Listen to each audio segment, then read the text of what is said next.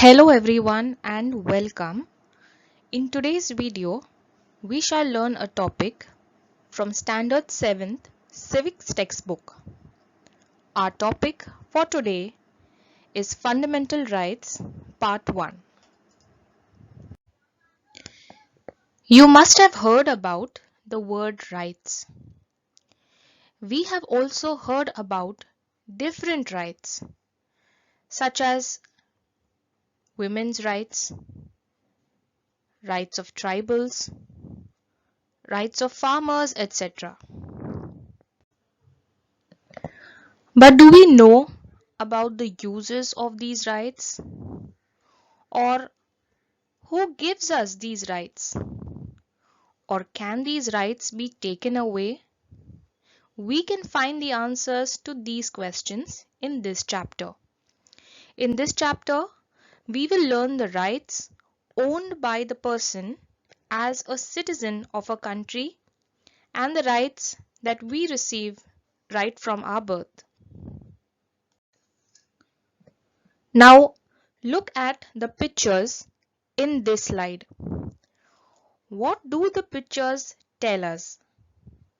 The first picture tells us education is our right. It tells us about the right of children to receive education. The second picture tells us we must get the assurance of a minimum wage. It is our right.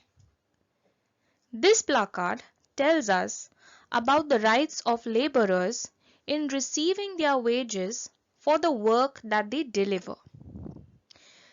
The third picture tells us we have a right over our forests and its resources. It tells us about the right these citizens have over their habitat and the forest resources, as it is from these that they depend upon their livelihood. You must have seen such placards in newspapers and elsewhere. In a rally or a march, a certain demand is made. Now, we get rights at birth. Every newborn baby has a right to live. The entire society and the government takes efforts to ensure that a baby is in the best of health. So, when can an individual develop fully? An individual can develop fully only if they receive protection from injustice, exploitation, deprivation, and discrimination in the society. Only then will they be able to develop their skills and qualities in this manner if they receive full protection. Now, when we demand our rights, we insist on creating an atmosphere that is conducive to the development of self as well as that of the entire society and the Constitution. The Indian Constitution has guaranteed equal rights to all citizens in order to create their conducive atmosphere. These rights are known as fundamental rights. As these rights are included in the Constitution, they have the status of being a law, and it is compulsory for everybody to abide by these rights. Now let us understand the rights of Indian citizens included in the Constitution. First is the right to equality. According to the right to equality, the state cannot discriminate among citizens as being superior or inferior, or as men or women, and they cannot give different treatments or certain privileges to anybody. The same law applies equally to all. Many laws gives such a protection. For example, we have protection from arrest without a warrant. Also, the state cannot discriminate while extending such a protection. Law of equality is equal for all. Now, what are the other things that are included in the right to equality? The state cannot discriminate against any citizen on the grounds of religion, caste, race, sex, descent, or place of birth or residence for government employment. That means the state cannot discriminate anyone on these bases if they have to appoint someone in a government job. In order to ensure that the right to equality is practiced in all parts, the government has abolished the inhuman practice of untouchability by law.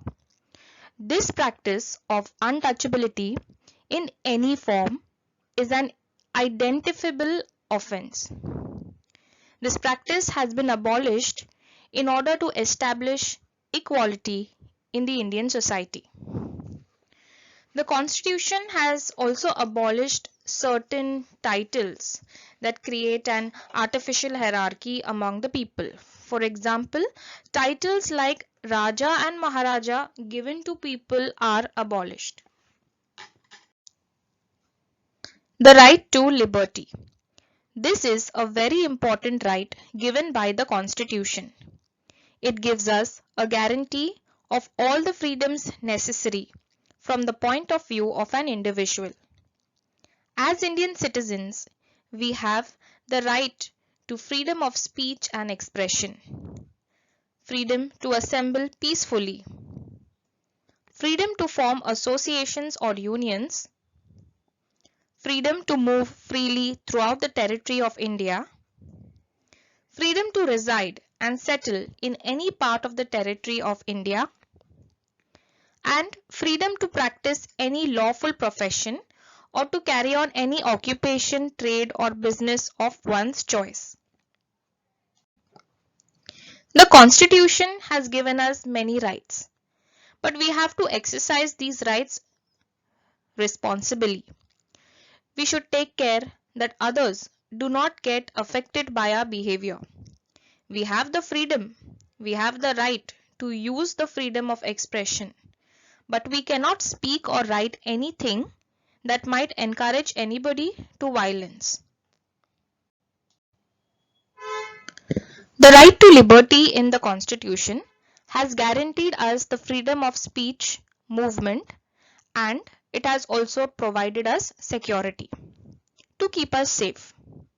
This legal protection has been given to us to everybody equally. It is not denied to anybody. For example, we have the right to life. It appears to be simple, but it has a deep significance. It implies that getting a guarantee to live, availability of a conducive environment for living. No one can take away another's life. The right to liberty also includes the right to education. All children between 6 to 14 years are entitled to get education as a fundamental right. This ensures that no child will be deprived of education. The right against exploitation. It implies the right to prevent exploitation. While the Constitution has banned all types of oppression, through the right against exploitation, it has made a special provision to prevent the exploitation of children. It is prohibited to employ children under 14 years of age in hazardous places. Children cannot be employed or made to work in factories or mines.